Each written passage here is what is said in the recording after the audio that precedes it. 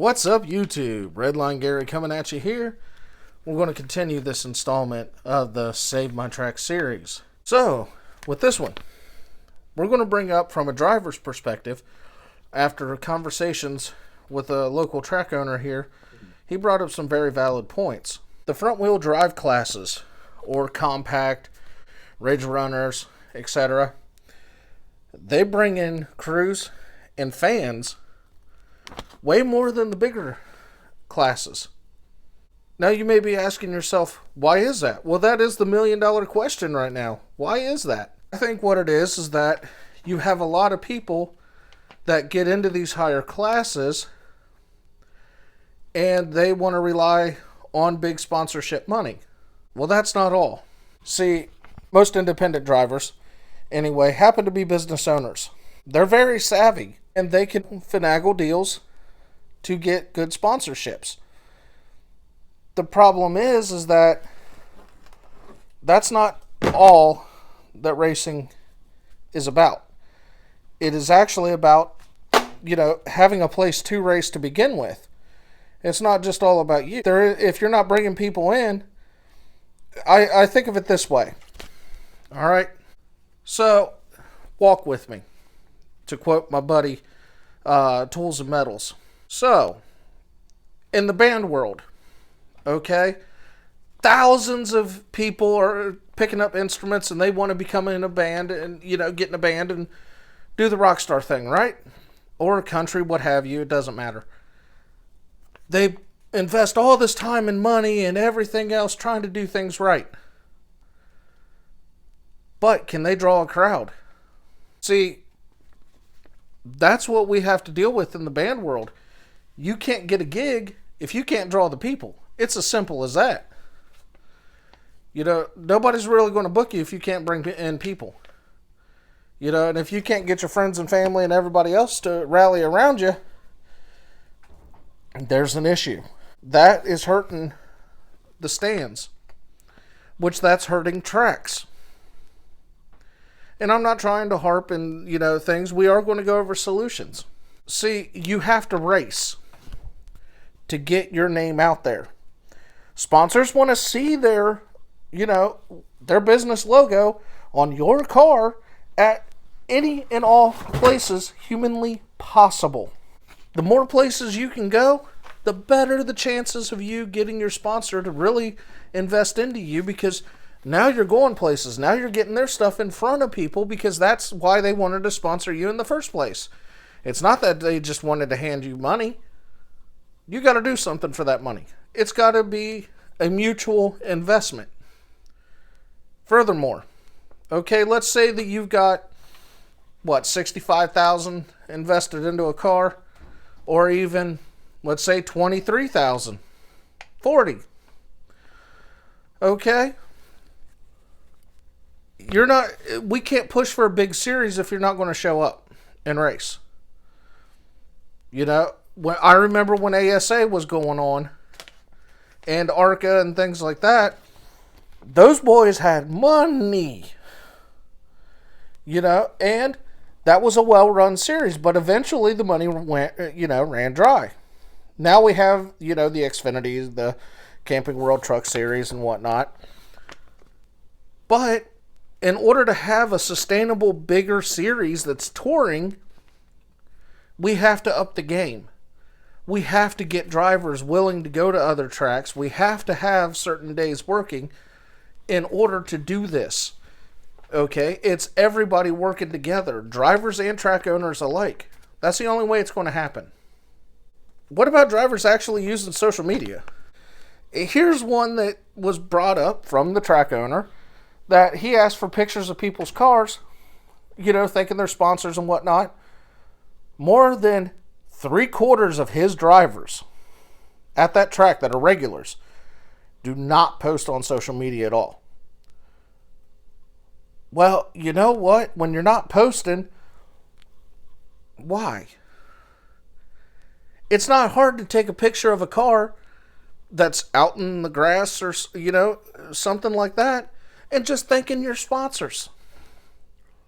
Nobody's going to accuse you of cheating or anything like that, because nobody cares about the stuff. What we want as fans is to be able to see the completed car.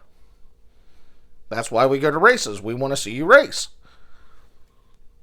But sponsors, completely different. They want to be thanked and thanked regularly. They want their name out there. How hard is it to go onto your phone? If you can look for parts and you can find parts for your race car, you could easily make 2 or 3 different posts to social media in that time that it took you to find a part for your race car. Which this brings me to the solution.